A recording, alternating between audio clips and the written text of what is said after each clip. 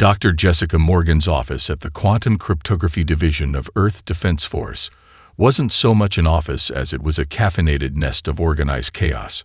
Holographic displays flickered across every surface, casting an eerie blue glow over towers of empty coffee cups and discarded takeout containers. It was 3 a.m. Earth Standard Time, but time had lost all meaning when you worked with alien encryption systems. "Come on, you beautiful bastard," she muttered, eyes burning as she stared at the scrolling patterns of precursor code. "Show me your secrets." The precursor encryption systems had been the backbone of galactic civilization for over 10,000 years. Every species in the Galactic Council used them, trusted them, practically worshipped them. They were perfect, unbreakable, a gift from the long-vanished species that had once ruled the stars. Perfect, unbreakable, and driving Jessica absolutely insane. She took another sip of coffee, grimaced at finding it cold, and reached for the pot without taking her eyes off the display. Her hand knocked over an empty cup instead, sending it clattering to the floor. The sound barely registered. There was something wrong with the pattern. Something that had been nagging at her for weeks, like a splinter in her mind she couldn't quite reach. The alien saw the precursor code as divine mathematics, but Jessica saw music, she whispered, sitting up straight. Her heart began to race. It's not math at all. It's music. Her fingers flew across the haptic interface, rearranging the data streams. Instead of analyzing them as mathematical equations, she began processing them as waveforms. The patterns shifted, transformed, and suddenly, holy shit. The door to her office hissed open. "Talking to yourself again, Jess." Marcus Thompson lounged in the doorway, his ex-black hat hacker status evident in his carefully cultivated air of casual disregard for military dress codes. "You know that's the first sign-off." "Shut up and look at this." Jessica waved him over, her hands shaking with excitement or caffeine or both. "Tell me I'm not hallucinating." Marcus frowned at the display, then his eyes widened. That's not possible. The precursor systems are quantum-based. They're wrong." Jessica grinned. "We've been looking at it wrong. Everyone has. The aliens think it's pure mathematics because that's how the precursors presented it. But look at the pattern. Really look at it." She manipulated the display, and the data streams began to pulse in perfect synchronization. It's a rhythm, a quantum melody. The encryption isn't based on mathematical complexity. It's based on resonance patterns, the same way music works. "But that's..." Marcus trailed off, his carefully maintained cool cracking. "That's so stupid it's brilliant. No wonder no one's ever cracked it. They're all looking for mathematical solutions to a musical problem." "Exactly." Jessica jumped up, pacing now. "The precursors didn't create an encryption system. They created a quantum symphony, and they used it to encode data. It's genius, it's beautiful, and it's got one massive flaw." Marcus raised an eyebrow. "Which is?" "Music repeats. It has to, or it's just noise. Even quantum music." She pointed to a recurring pattern in the data. "See that? That's like a chorus. It's subtle, buried under layers of complexity, but it's there. And if we can identify the bass rhythm, we can predict the pattern." Marcus finished. He ran a hand through his hair. "Holy hell, Jess. Do you realize what this means?" She did. The implications were staggering. Every secure system in the galaxy used this encryption. Banking, military, communications, everything. And humanity had just discovered its fundamental flaw, all because one sleep-deprived scientist decided to look at it sideways. "We need to tell the director," Marcus said. Jessica nodded, already gathering her data tablets. "Wake up Emily and Jake too. We're going to need the whole team for this." She paused, looking at the dancing patterns one more time. "The aliens think these systems are divine gifts, perfect and untouchable. They never thought to question them." "Their mistake," Marcus grinned. "Yeah," Jessica said, feeling a mix of excitement and trepidation. I just hope it doesn't turn out to be ours too. The Europa research facility wasn't just hidden.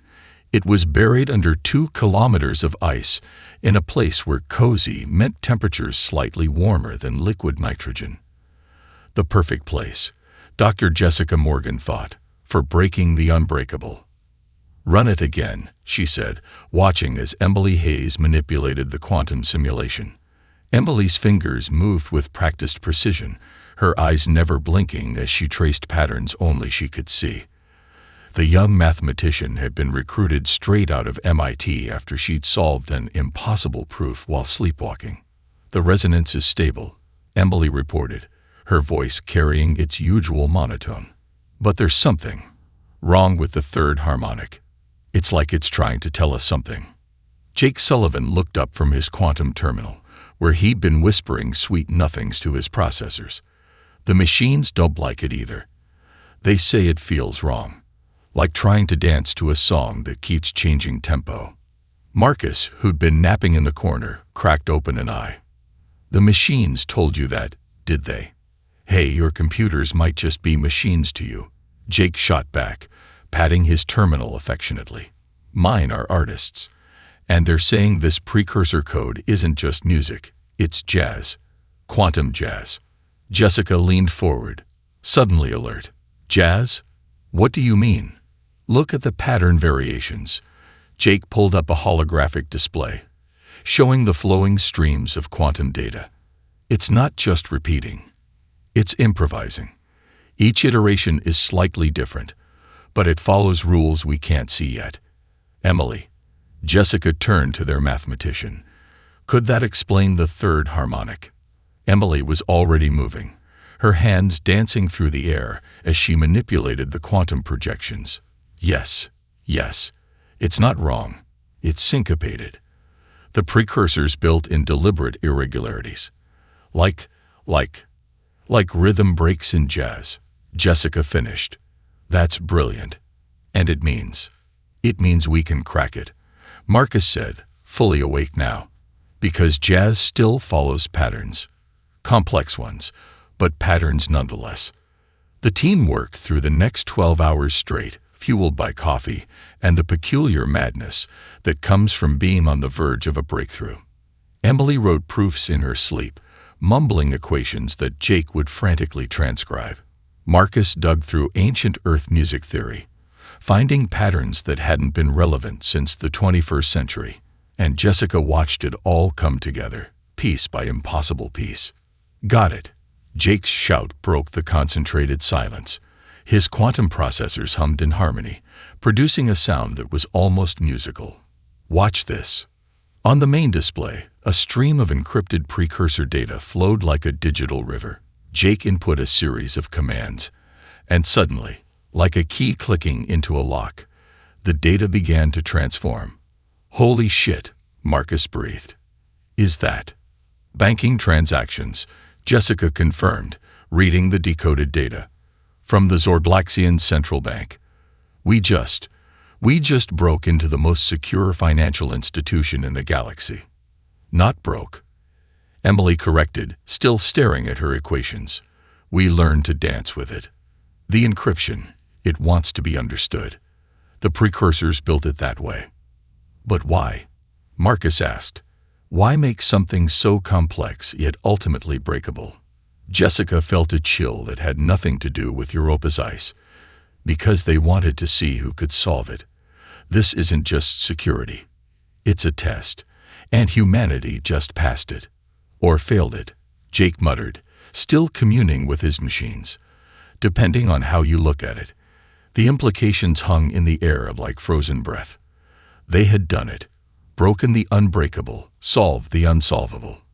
But now came the harder question. What were they going to do with that power? We need to contain this, Jessica decided. No one outside this room can know the full details. Not yet. Not until we understand exactly what we're dealing with. She looked at her team, the hacker, the dreaming mathematician, the machine whisperer. They had just changed the course of human history, and possibly galactic history as well. And somewhere, in the quantum jazz they'd unleashed. She swore she could hear the precursors laughing. Jake Sullivan hadn't slept in 36 hours, and the quantum processors were saying to him again. Not the usual gentle hum he was used to, but something more insistent, more tempting. Just a tiny test, he whispered to his favorite terminal, which he'd named Mozart. We need to know if it works on live systems, right? That's just good science. The lad was quiet. Emily had finally crashed on the break room couch. Marcus was making a food run, and Dr. Morgan had been summoned to an emergency briefing with the director. No one would know if he just peeked. Small sample size, he rationalized, fingers flying across the haptic interface. Minimal intrusion, just enough to validate our model. Mozart's quantum core pulsed in what Jake chose to interpret as agreement. He selected a minor subsystem of the Zorblaxian banking network, something trivial, a routine transaction processor for their equivalent of vending machines. Here goes nothing, he breathed, and initiated the sequence. At first, nothing happened. The alien system continued its normal operations, processing thousands of microscopic transactions per second. Jake felt a mixture of disappointment and relief. Then Mozart started screaming. Not literally, of course. Quantum processors don't actually scream. But the harmonics went wild, cascading through frequencies that shouldn't have been possible. Jake's displays lit up like a Christmas tree on steroids. No, he muttered, trying to back out of the system. But it was too late. Their decryption sequence had done something unexpected. Instead of just reading the data, it had harmonized with it. The Zorblaxian transaction processor hiccuped. Then it did it again. And again. Across the entire banking network, credits began appearing and disappearing at random intervals, like quantum currency having a seizure. Jake. Dr. Morgan's voice cut through his panic. She stood in the doorway, face pale. What did you do? I wanted to test. He gestured helplessly at the displays. It wasn't supposed to do this. Jessica rushed to his terminal, quickly assessing the situation. You created a feedback loop. The encryption isn't just reading the data anymore. It's resonating with it, like sympathetic strings on a violin. Can we stop it? Maybe, if we. The main screen suddenly lit up with an incoming transmission, a Zorblaxian cybersecurity alert, broadcast across their networks. Jake's rudimentary alien translation software rendered it in broken English. AT&T line. Minor system, ANOMALIDT. KAUS. Impossible PRECURSOR system malfunction. RECOMNENDDA. Ignore and read BOT. RBABLATY of SACURIT we BRDAC. 00%. Praised be to PRECURSOR perfection. Jessica stared at the message, then started laughing. It wasn't entirely sane laughter. They don't believe it's possible, she said. Their entire system is having a quantum nervous breakdown, and they're so convinced of its perfection that they're ignoring the evidence right in front of them. That's good, right? Jake asked hopefully. They won't trace it back to us. Oh, they'll trace it, Marcus said from the doorway, dropping bags of takeout. Eventually. The question is, what happens when they do? Emily appeared behind him, hair mussed from sleep but eyes sharp. The ripples, she said. In chaos theory, small perturbations lead to cascading effects. We've just introduced chaos into a system that's based on perfect order. And chaos, Jessica finished grimly, spreads. They watched as more alerts popped up across the alien networks. Each was dismissed with the same religious certainty in precursor infallibility. The Zorblaxians, faced with evidence that their perfect system could fail, had chosen denial. So what do we do? Jake asked, his voice small. Jessica looked at her team, then at the spreading chaos they'd unleashed. We prepare, she said, because when the aliens finally realize what's happening, they're going to need someone to blame. And humanity just volunteered for the job. In the background, Mozart continued to hum, its quantum core pulsing with what sounded suspiciously like satisfaction. The first ripples had started, and soon they would become waves. The galaxy would never be the same. It's like trying to herd cats, director Alexandra Hayes said, rubbing her temples. If the cats were caffeinated, armed with quantum computers, and had absolutely no common sense. Dr. Jessica Morgan watched the security feed scrolling across the briefing room's displays, each one showing a new disaster in the making. In the week since Jake's tiny test, knowledge of the encryption breach had spread through human space like a virus. Latest report, Marcus announced, walking in with a fresh data tablet. A group of college students at MIT figured out how to hack alien vending machines. They're running an underground business selling Zorblaxian snacks at cut-rate prices. That's actually kind of impressive, Jessica admitted. Oh, it gets better, Marcus continued. A day trader in Singapore cracked into the Centaurian Stock Exchange, made 1 billion credits before anyone noticed. His defense, he thought it was a new cryptocurrency game. Director Hayes' head hit the desk with a soft thud. Any other good news? Well, Emily piped up from her corner, where she'd been analyzing data patterns. A housewife in Nebraska accidentally gained control of Duke Sixtel's personal fleet. She thought she was playing Space Empire Simulator IV. The Duke's ships are currently arranged in a pattern that spells out La IV Laj Love when viewed from orbit. Jessica couldn't help it, she snorted. The director shot her a glare. This isn't funny, people. Do you have any idea what will happen when the Galactic Council realizes what's going on? They won't, Jake said, entering with his quantum tablet clutched to his chest like a security blanket. Not yet, anyway. I've been monitoring their networks. They're still convinced all these anomalies are system glitches. The Zorblaxians have rebooted their entire banking network 6 times. But they'll figure it out eventually, Jessica said, sobering. And when they do, an alarm cut through the room, followed by a flood of new alerts on the main screen. Jessica's eyes widened as she read them. Someone just breached the Arcturus defense grid, she reported. Oh God, they're reprogramming the automated defense platforms to what? The director demanded. To play something called Pong with live plasma torpedoes. Silence fell over the room, broken only by the steady beeping of alerts. I think, Marcus said carefully, we may have created a situation. You think? Director Hayes stood, pacing the room. Humanity has had access to alien networks for exactly 7 days, and what's the first thing we do? Turn their military hardware into arcade games, their banking systems into vending machine hacks, their royal fleets into orbital art installations. To be fair, Emily offered, that's not all we've done. According to my analysis, human access to alien networks has also led to 3 new scientific breakthroughs, 12 technological innovations, and a revolution in quantum computing theory.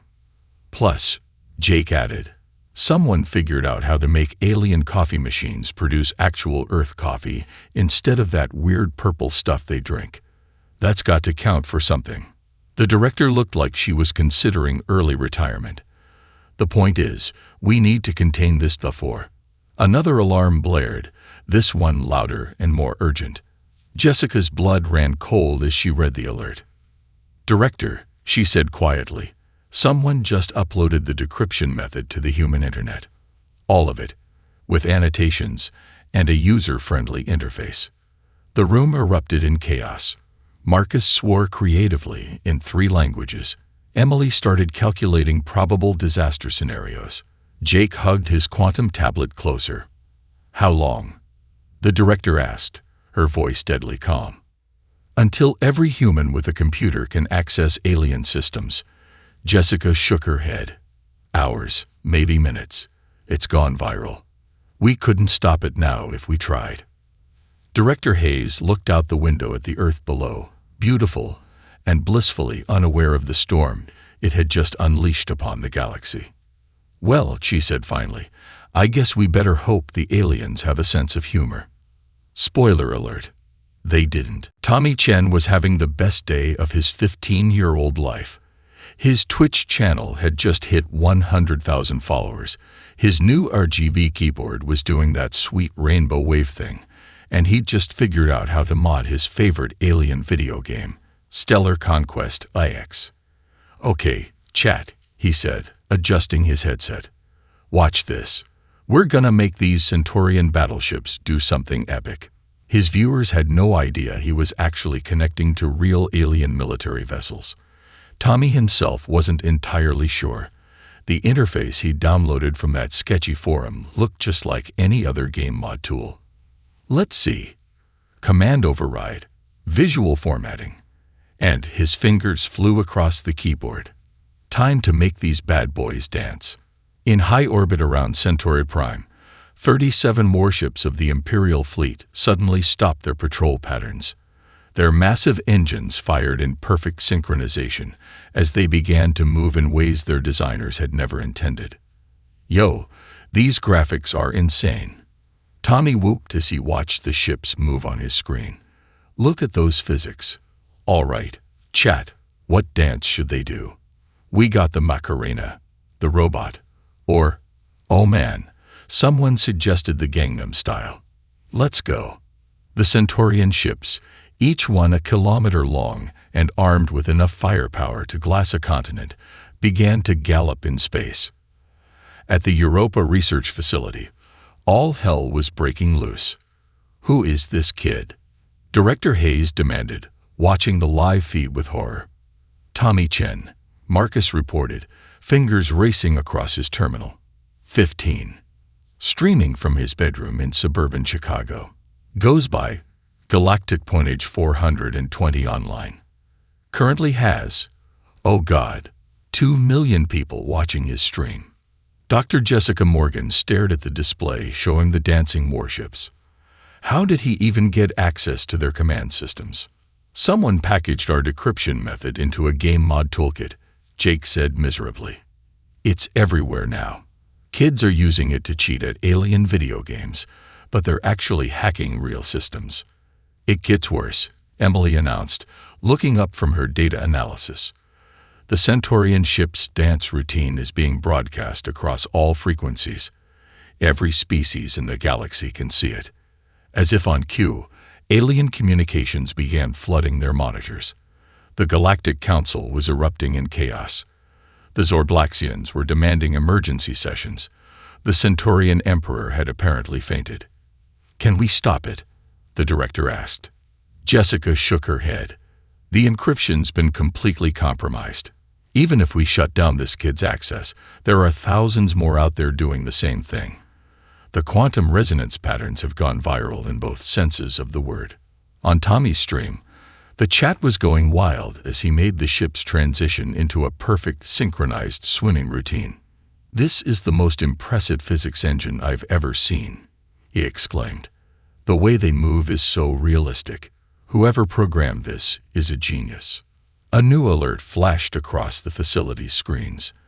Emily's face went pale as she read it. "The Centaurians just figured out these aren't simulated ships," she reported. "Their high command is having a collective meltdown. They're demanding to know how their divine precursor defense systems were compromised by," and I quote, "a human larva with decorative lighting equipment." Marcus snorted despite himself. "Well, at least they're taking it well." "This is it," Director Hayes said quietly. "The moment we've been dreading. The aliens can't deny it anymore. Their perfect systems have been cracked by humans, and not just any humans, but our children." On the main screen, Tommy was wrapping up his stream. "Don't forget to like and subscribe. Next week, we'll see if we can make the ships do a TikTok dance challenge." The stream ended, leaving the facility in silence. Outside, metaphorical storm clouds were gathering as the galaxy came to terms with what humanity had done. "So," Jake said, breaking the tension, "anyone want to tell the kid he just started an interstellar incident?"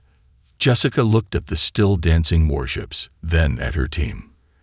"I think," she said carefully, "we have bigger problems coming." She was right. The galaxy was about to learn that there was nothing more dangerous than humans with too much curiosity and not enough supervision. And somewhere in Chicago, Tommy Chen was picking out music for his next stream. Ambassador Rebecca Winters had faced many challenges in her diplomatic career. She'd negotiated trade deals with silicon-based life forms, prevented wars over misinterpreted emoji usage, and once talked down an angry Zorblaxian who believed Earth's cats were plotting galactic domination. But nothing had prepared her for this. Esteemed members of the Galactic Council, she began, standing at the podium in the vast crystal chamber. "I assure you that humanity takes these incidents very seriously." The chamber erupted in alien voices, each species trying to outshout the others. On the massive displays behind the council seats, evidence of human chaos played in an endless loop. Dancing warships, compromised banking systems, and, most embarrassingly, the Duke's fleet still spelling out "Liv Lajul Love" in perfect cursive. Silence. The Grand Arbiter, a 12-foot-tall crystalline being, slammed their resonance gavel. "Ambassador Winters, your species has violated the most sacred technologies in the galaxy. How do you plead?" Rebecca opened her mouth to respond, but was interrupted by a sudden change in the chamber's lighting. The emergency screens flickered to life, displaying what appeared to be cat videos. "My deepest apologies," the Zorblaxian chief of security buzzed from his podium. "Our systems are experiencing minor technical difficulties. Clearly, this is an internal glitch and not a..." He froze as his own desktop background changed to a dancing pickle. "By the precursors." "If I may," Rebecca tried again, fighting to maintain composure. "These incidents, while regrettable, demonstrate humanity's unique problem-solving capabilities. Perhaps we could." Problem-solving. The Centaurian ambassador rose, his ceremonial armor still glittering with stickers from Tommy Chen's latest streaming session. "Your species has turned our mighty war fleet into an entertainment channel. The Emperor's own dreadnought is currently performing something called the Robot. The Robot is actually a classic Earth dance move that..." Rebecca caught herself. "I mean, yes, this is a serious breach of protocol." The Grand Arbiter's crystalline form pulsed with barely contained rage. "The human species has demonstrated complete disregard for precursor wisdom. We should quarantine their entire system." "With what?" The Zorblaxian chief of security's voice dripped with acid. "Our defense grids are compromised. Our weapons systems are playing Earth video games. Even our council chamber's security." He gestured helplessly at the screens, which were now playing something called Nyan Cat on endless loop. Rebecca felt a buzz from her secure communicator, a message from Dr. Morgan. "Stall them. We're working on a solution." "Esteemed council members," she said, straightening her spine, "perhaps we're looking at this the wrong way. Humanity hasn't just broken your systems. We've exposed critical vulnerabilities that have existed for millennia. Vulnerabilities that others might have exploited with far worse intentions than choreographed space ballet." The chamber went quiet, except for the persistent "Nyan, Nyan, Nyan" from the speakers.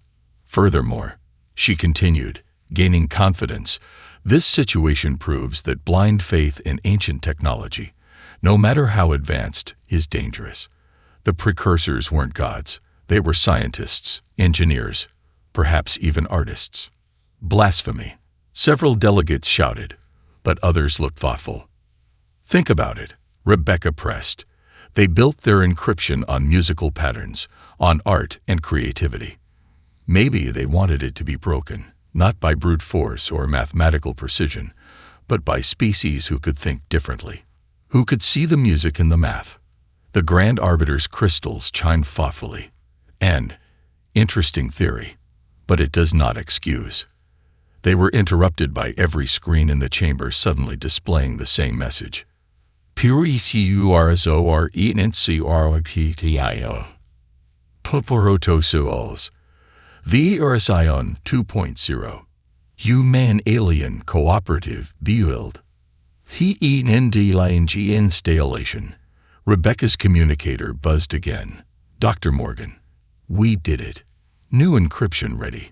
Tell them to check their quantum feeds. A smile tugged at the ambassador's lips. Members of the council, I believe my scientific team has a proposal for you. One that might turn this crisis into an opportunity. The aliens began checking their data feeds, their expressions, those who had expressions, changing from outrage to surprise to reluctant interest. After all, Rebecca concluded, if humanity could crack the uncrackable, imagine what we could build together. In the ensuing silence, punctuated only by the fading notes of Nyan Cat, the future of galactic civilization hung in the balance. And somewhere in the quantum networks, a teenage streamer was already trying to figure out how to make the new encryption system play dubstep. We're going to do what? Jake stared at Dr. Morgan like she'd just suggested they teach quantum physics to goldfish. The Europa lab had become their war room, screens displaying real-time feeds of the ongoing Galactic Council crisis. We're going to build a better encryption system, Jessica repeated, her eyes bright with the kind of manic energy that came from 4 days without sleep. One that combines human creativity with alien processing power. Emily looked up from her equations. It's possible. The precursor system wasn't just about security. It was about harmony. We didn't just break it. We understood it, like learning a new language. A language that plays dubstep, Marcus muttered, watching a feed of yet another teenage hacker trying to make alien systems play Earth music. Exactly. Jessica pointed at him. That's what gave me the idea. The kids aren't just breaking the system, they're playing with it, creating with it. The precursors built their encryption on patterns we could understand because they wanted us to evolve beyond it. She pulled up a holographic display, showing a new kind of quantum matrix. So we build something new, something that uses chaos theory and human behavioral patterns as part of its encryption. Human chaos as a security feature. Jake's eyes widened. That's brilliant. And terrifying. Mostly terrifying. Think about it, Jessica continued, pacing now. Aliens can't crack it because they think too linearly. Humans can't crack it because it's partially based on alien quantum processing. It's security through mutual incomprehension. And mutual cooperation, Emily added quietly. The system only works if both species work together. Like a quantum handshake. Marcus whistled. The ultimate paradox. Use chaos to create order. Use incompatibility to force compatibility. Use human randomness as a security feature. The aliens are going to hate it. They're going to love it, Jessica corrected. Because it's either this or admit their perfect systems can be hacked by teenagers with gaming computers. The team worked through the night, fueled by coffee and desperation. Emily dreamed up impossible mathematics that somehow worked. Jake whispered sweet nothings to his quantum processors until they purred in harmony with alien frequencies. Marcus wrote code that shouldn't have functioned but did, precisely because it shouldn't have. And Jessica watched it all come together, piece by impossible piece, just like the first time they'd cracked the precursor code. But this time, they weren't breaking something. They were building something new. It's ready, she announced as dawn broke over Europa's ice. The new encryption system hung in the air before them, a beautiful fusion of human chaos and alien precision. What should we call it? Jake asked, dark circles under his eyes, but grinning like a mad scientist. Protocol Pandora, Emily suggested, because we're putting chaos back in the box. More like letting it out in a controlled way, Marcus countered. Like a pressure release valve for the galaxy's security. Director Hayes entered the lab, looking as exhausted as they felt. Ambassador Winters says the council is waiting. Are you sure this will work? Jessica looked at her team, the dreamer, the hacker, the machine whisperer, all of them running on caffeine and impossible ideas. No, she admitted. But that's the point. The old system failed because everyone was sure it would work. This one embraces uncertainty. She initiated the upload sequence. Across the galaxy, quantum networks lit up with new patterns. Patterns that danced and shifted, that played with chaos, but never quite surrendered to it. "Look," Jake whispered, pointing to his displays. Alien systems were accepting the new protocols, one by one. Not just accepting, integrating. The quantum jazz they'd unleashed was becoming a symphony. "They're adopting it," Emily reported, wonder in her voice. "The mathematics. It's beautiful, like teaching aliens to dance." On the main screen, Ambassador Winters was addressing the Galactic Council again. But this time, instead of outrage, the alien faces showed something else. Curiosity. Interest. Maybe even a little awe. "We did it," Marcus said quietly. "We actually did it." Jessica smiled, watching their creation spread across the stars. "No," she corrected him. "We're just getting started." Because in the end, humanity's greatest gift to the galaxy wasn't just a new encryption system. It was the idea that sometimes the best way to fix a problem was to break all the rules, and then write better ones. Even if those rules included letting teenagers occasionally make battleships dance, just a little bit. As a treat, 3 months after the Great Encryption Crisis, or the Space Jazz Revolution, as humans had started calling it, Dr. Jessica Morgan found herself in an unusual meeting. The newly established Galactic Cybersecurity Task Force headquarters occupied a repurposed asteroid, its corridors now filled with an impossible mix of humans and aliens all working together. "And that's why we can't let the Arcturus defense grid play snake," she explained to Kizist, the former Zorblaxian chief of security, who now served as her co-director. "The plasma torpedoes leave actual trails." "Fascinating," Kizist buzzed, his crystalline appendages twitching with what Jessica had learned was amusement. "In my previous role, I would have considered such suggestions heretical. Now I find myself wondering if the game would work better with neutron beams." Their meeting was interrupted by a junior analyst, a fresh-faced human kid who couldn't have been more than 20. "Directors, we've got a situation in Sector 7. Tommy Chen," Jessica and Kizist asked simultaneously. "No, ma'am, sir. Different streamer. They're trying to make the Centaurian ceremonial fleet perform something called Thriller." Kizist's crystals chimed with laughter. "Let them. The Emperor has developed quite a taste for Earth dance routines. Says it improves fleet coordination." Jessica shook her head, smiling. The galaxy had changed in ways no one could have predicted. The new encryption protocols, combining human creativity with alien precision, had done more than just secure their systems. They'd forced everyone to work together.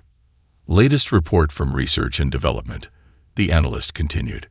"Dr. Hayes and the Quantum Consciousness Division have successfully taught a Zorblaxian supercomputer to appreciate jazz. They're calling it Miles Davis 2.0. "And Marcus?" Jessica asked. "Still working with the Centaurian battle programmers. They're developing what they call tactical dance protocols. Apparently, you can dodge plasma torpedoes more effectively with the right rhythm." Through the observation window, Jessica watched humans and aliens working side by side. Jake had a whole department now, full of people who talked to machines, and machines that talked back. Emily's mathematical dreams had spawned a new field of study, quantum chaos theory with a specialty in synchronized space ballet. "Did you ever imagine it would turn out like this?" she asked Kazist. The Zorblaxian's crystals shifted to a thoughtful blue. "Never. We spent millennia worshipping the precursor's perfection, never realizing they wanted us to surpass them. It took human chaos to show us that." Speaking of chaos, Jessica checked her tablet. "The Council approved our proposal. We're officially establishing the Galactic Institute of Creative Computing. Half the applicants are those teenage hackers who started all this, including young Tommy Chen. He's teaching an advanced course in applied quantum choreography." They shared a moment of silence, watching the endless dance of ships through the star-filled window. The new encryption protocols pulsed through space, a perfect blend of order and chaos, each species contributing what made them unique. The precursors would be proud, Kizst mused. They left us their technology, not as a finished product, but as a first step, a quantum puzzle waiting for the right kind of minds to solve it. Human minds, Jessica said with a touch of pride. Human minds working with alien processors, Kizst corrected. Your chaos, our precision. Your creativity, our consistency. Together, we're something new. An alert flashed across their screens, another streaming event starting up. But instead of panic, the control room merely adjusted their monitors with practiced ease. Humans and aliens gathered together, some with snacks, to watch the show. Should we stop it? The junior analyst asked. Jessica looked at Kizst, who buzzed in amusement. Let them dance, they said together. Because in the end, that's what humanity had brought to the galaxy. Not just the ability to break systems, but the creativity to build better ones. The courage to question perfection. The wisdom to know that sometimes the best security came from controlled chaos. And if that chaos occasionally manifested as battleships performing synchronized dance routines, well, that was just part of the new galactic order. After all, even quantum encryption needs a little jazz.